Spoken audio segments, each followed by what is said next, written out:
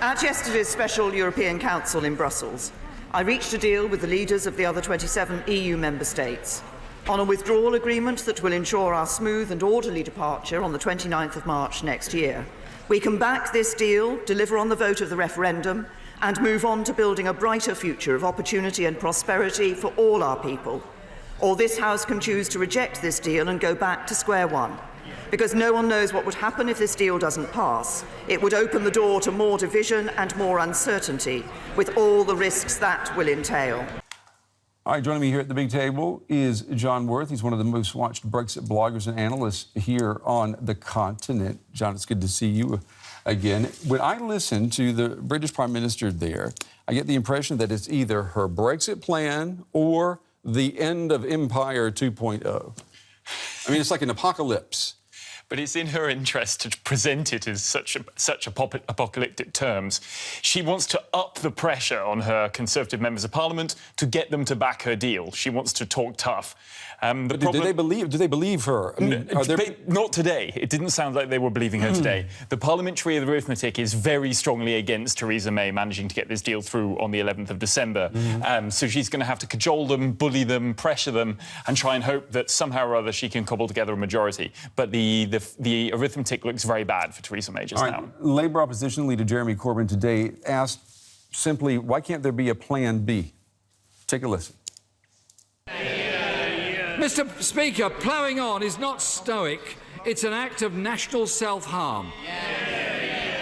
Instead of threatening this House with a no-deal scenario or a no-Brexit scenario, the Prime Minister now needs to prepare a Plan B, something her predecessors failed to do. I mean, why can't there be a Plan B?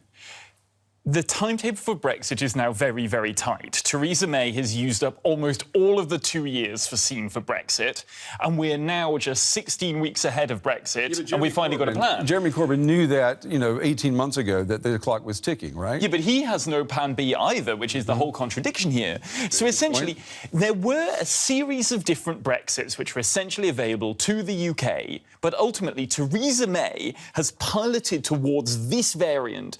She wants to control immigration into the UK above all else, and that is why Britain has ended up with this Brexit deal.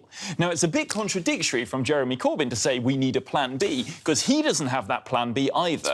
Now, and also bear in mind, the EU doesn't really want a plan B themselves either, because of the short time frame that that is imposed on that for Brexit. We'll talk about that in just a second. I mean, the achievement, though, of getting 27 countries to all give their blessing to your Brexit plan, I mean, Theresa May, she deserves some praise there, doesn't she? She deserves some praise. The EU deserves some praise. The EU's negotiated this extremely well.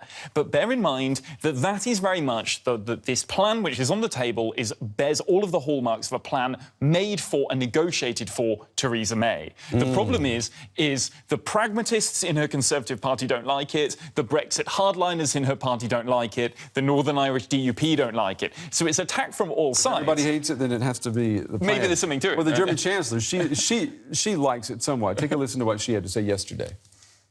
I think a diplomatic work of art has been accomplished in an extremely difficult situation, an unprecedented situation, something we have never had to face until now, a country leaving the European Union, having to create a contractual exit agreement, taking into account the different interests, but also, at the same time, looking towards the future.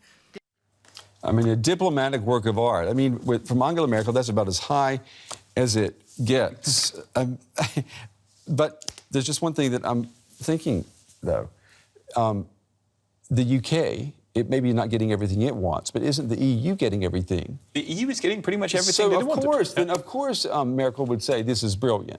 This is an excellent deal as far as the EU is concerned. The EU has achieved all of its aims. It's making sure there's no hard border in Ireland. It's got its financial settlement for the contributions to the EU budget. Citizens' rights could have done a little bit more, but are generally sorted. And the integrity of the EU single market is assured. This is an excellent deal as far as the European Union side is concerned. OK, so what happens between now and December 11th? There's going to be a lot of noise and not very much light, probably, from the UK UK side. Essentially, Theresa May is trying to find a way and means of getting some kind of majority for her Brexit deal. She's going to try to get as many Conservative politicians to back her as possible, but it looks extremely unlikely. There are more than 90 Conservative members of Parliament who've already said that they're opposed to such a deal.